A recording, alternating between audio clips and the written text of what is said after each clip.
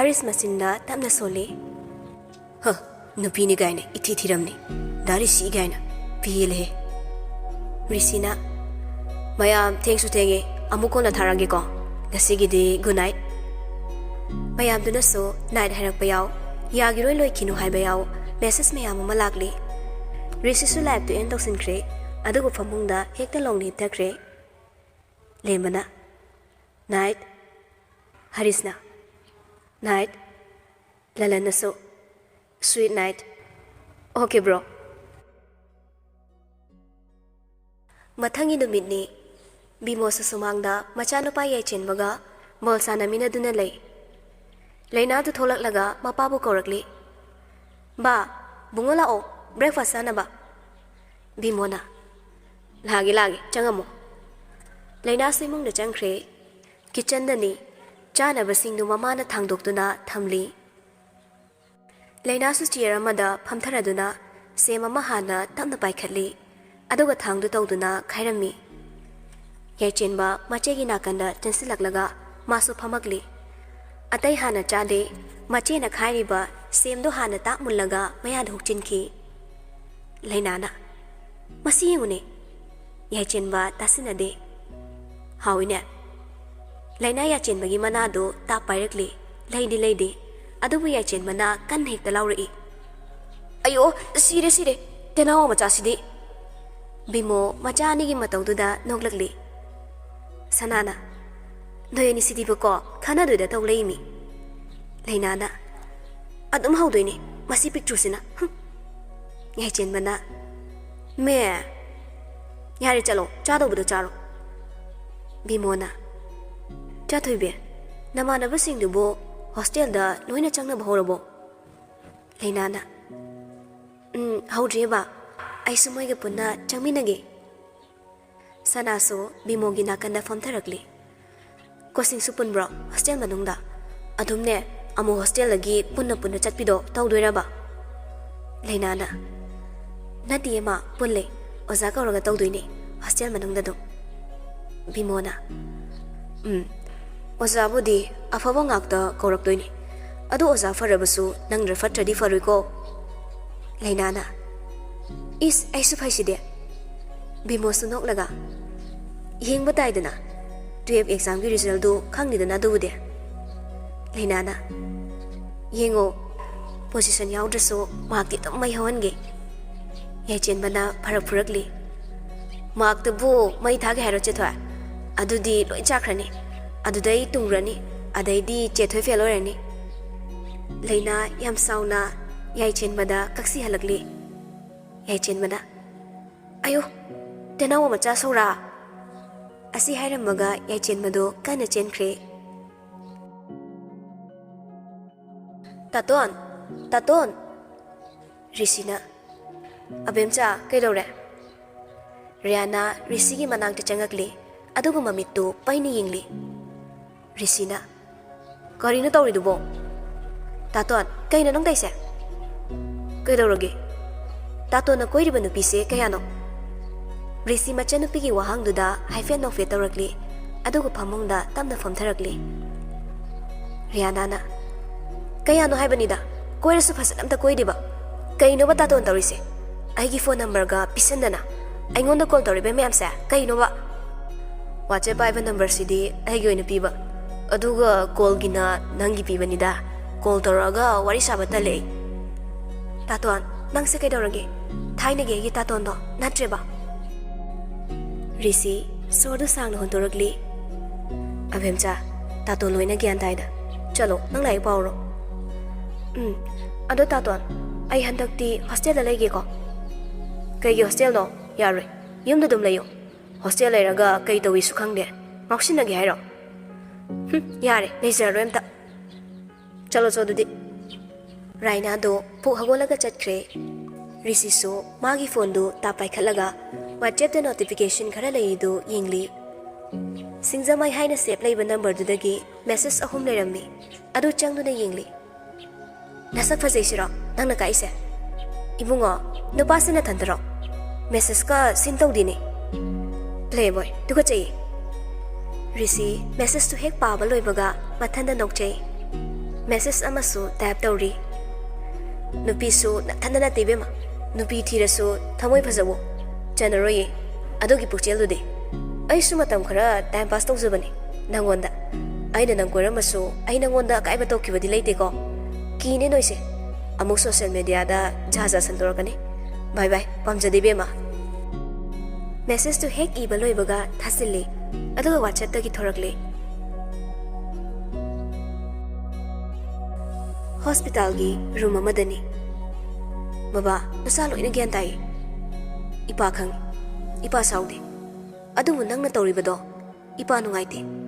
Nanggida mo ipa lirisidi. Adum na dum laiba yaroy ne. Ay na fan na maloisin nga ni, baba, kaysa tawriba. Adumo baba, baba sa hospital da nung tigilang piyo. Mapam chani do yam lutha na warisay. School dani.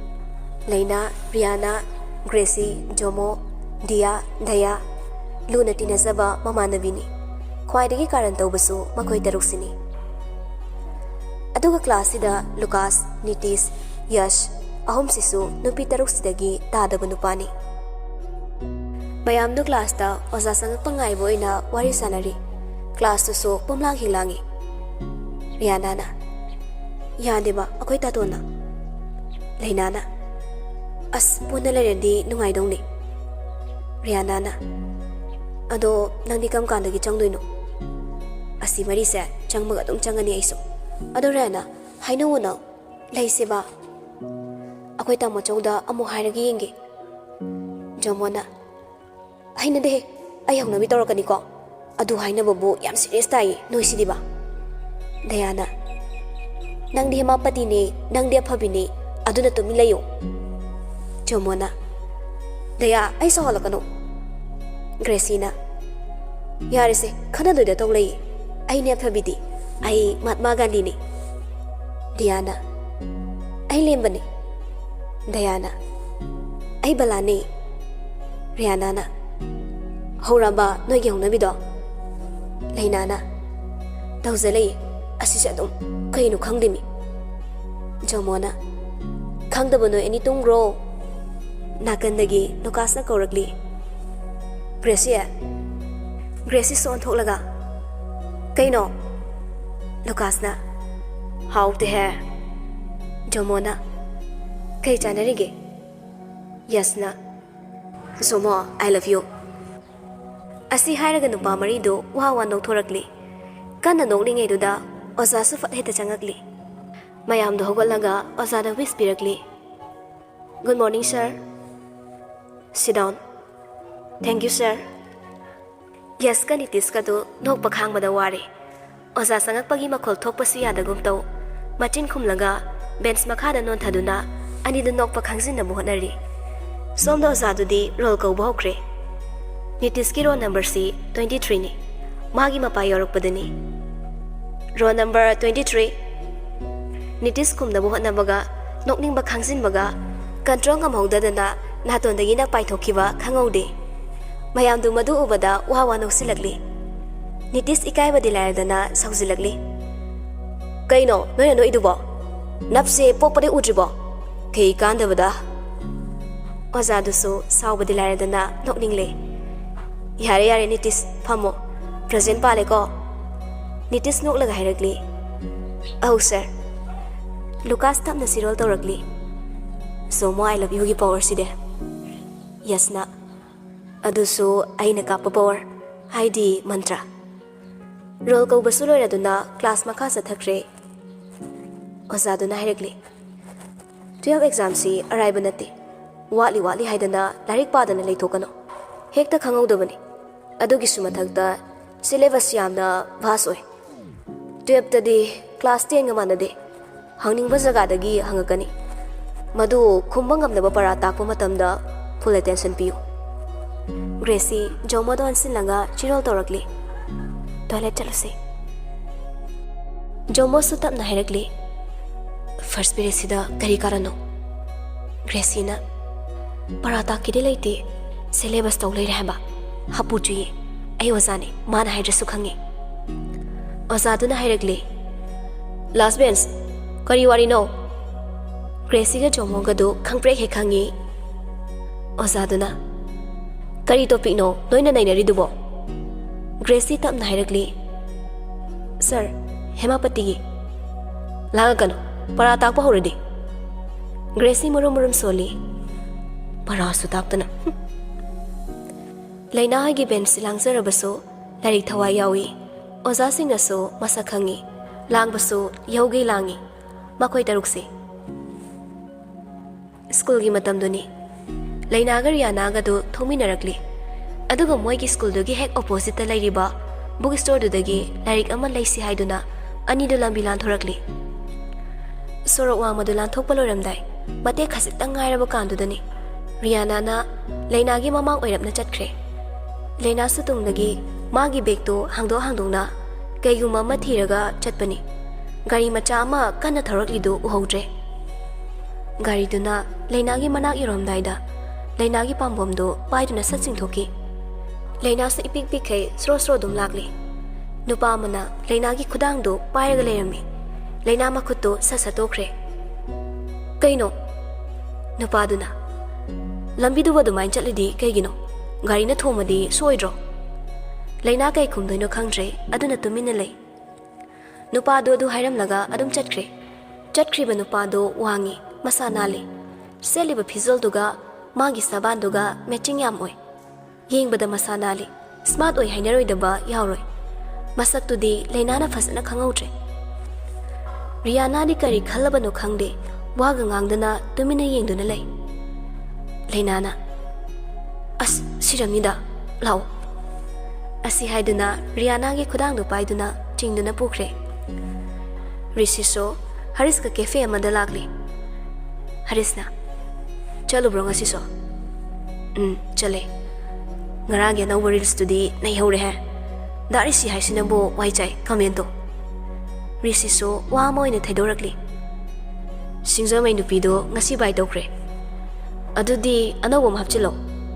hapida kuire nasaini mapu semboy diro oroida time pass ne naisille ani de wari sanaringai nupim chakhara cafe adu da changakli hek changakpaga nupi singdo risihana urure amuk taiba loire aya dari sinatro asing mane hena phasai risigi manakta nupim cha singdo loina changakli Hi narisi Asi hairaga makutu tingthoragli Risi phaniam nupi da sanaba nupa oirabaso nupi singna maki khudang da natraga hakchang da so ande nong mata nupi amataga makut soknaramde masiso risi gi khwaidagi ngakpa mani maramdi adok nupi da chagana mamana karige dong lem thokpano haina risi tingthoragli ba makutu sokde magi makutu thangatuna hai haina mayam du dairagli nupi do su talamale makutu thangjinkre aduga wari do amoina sakre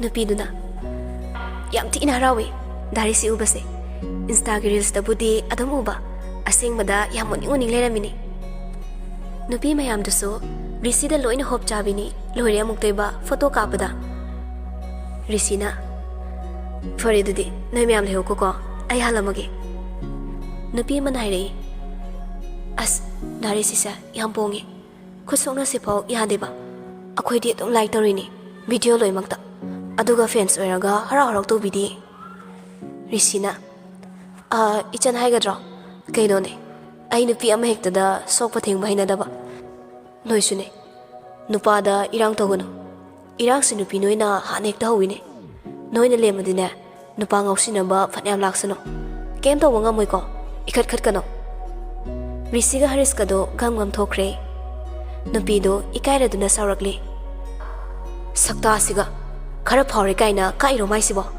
Like a Torida Unfollow Togi Kangiba Nupia Manamo Harakli Va Young Oxina Bagamali Adugadi Gyanyam Tita Lerami Nupiduna Chalohe Kaida Gyantabano Asinupasina Koidaba Nupilaitamni Saksiga Lemzinene Pakte Yes, Nana. Taton. Rishina. How? Diwali da aigi karigi pidoino. Yes na. Aido paisam daliti. Akwai tamo chawdira lauraga kaino ama hekta adum leragi handakti. As imanabigi nupasingdi hainadaso masana khangna kumai harau thokpada adum harau rau thilakani. Aigidi haira fauba aina pama leibide. Ai hausi lai tamibani kaide sel thoktoino. Oh yare. Ado thamage ai lai ngai hak pagi ko. Yes na hoi fo hairamde phone fatka ki. Risi wakhalamada mangduna lairamani. Ningsing laroi khanna hanjin hone. Adubu ngamde. Nganthoi Risi ki kada changakle. Atomba Risi hiplammadagi hagotuna famde. Tema kedaronge mo kesun tawdi tema. Atomba nang adumaina sumlei bayaroi. Itema ai khangeba ai kesu tawroi. Kesu tawri ngakta lao chak chaw lao. Hoi lagi akoy abem chadi school chakhrabo. Chatkre lao ko. Hoi tema somdana pamelna aido college lakpado inchangangi leinana ado school gi asawang modalera muko ai kaiba hoiba fasan saluko leina phone du kaklaga thanam laga hatu chentorakli yai chen maga thongsinda mo dok launa thengsinai ani do amo punna tusili leina sugalaga tawradamni thenga kansida yai chen mana saruga loina mathi bongthui leina fu hogolaga leina se school chatkre yai chen ba mache gi kada changakli aduga mache gi mobile do paikhalaga lok hangli WhatsApp ta pamel gi message sama lerami bhai nusibi yai chen mana acha mama da haidoke ba khakni dana dada pamel kaina save tawini yai chen ba angang oirabaso loina khangi pamel gi profile da changlaga yengli masinu pasi ai ugreda asi hairaga wakhal haifet khalli adu hairagli mani namu aina school halakpada akhoi che thoiga amu attack tawriba nungai ina yai chen ba mache gi table adagi lai yekfam loina changli aduga round ama check tokthokli mache budi yamna ningse nungti khana ba horabaso mache bu yamna nungsise yai chen ba kadagi thorak laga thongda ngasin biramli aduga masu senkre mapalomda Dayana Leina next Monday daidi hostel changasiko Leina na noidi changdoini aduda pulap sangseba Gracina room punal hendradi Jomona Chaloi aduk lai maduba adum punalaise atege partner sema di tanthoga loire Diana nang di hama patini na Rihanna na nungari ni noide Leina na Rihanna nang sulai seba Rihanna na yada base aina ro Jomona yada bahina badi haitabro naya sasani Yasna farak phuzilakli Naya kun try to pali do pendribo migi maya satni haisibo Zomona nang na yawda yawrisina kaige Lucasna adura mana nangsya hop kitang chabani Yasna Gracia nang Lucasna haibiu haibani mana haibadi ngamdreye Lucasna as mi ga heraga noisidiba ai gaire ai chale Gracina yam pakte na noide Rasi am kangina Nitisna Okay Yasna Jomo I love you Jomona Papi haisini Ataido wan thakai nogli Doctor nupaduna nurse aduda thina chairi Nurse aisidi patient gi seba tawba tabani adu tawningradi kari gi oiraino sinfamsi laitengi oirakpra patient aduna leiribaduda adu kanai shaulangi dubo kaigino nurse nupi ani do mamai lukthar duna lei atai mafamda yarambe adubo aigi clinic sidadi madu yaroi aduga paisa extra lona charamaba madu da torokpadu ayu fate haino hanjin hayan gano yare thokro nurse aduna sorry doctor akai matongda amuk tawsaroi Matong onthoktuna ngangliba doctor-do hana onsilakte. Hairiba mayamdo mamay onsinduna chaiba nate. Nurse anidusu nupado masak uramde. Nurse tu hek thokibaga nupado haife lay thoktuna yengakli. Aduga magi chair duda famduna saurang nana lay.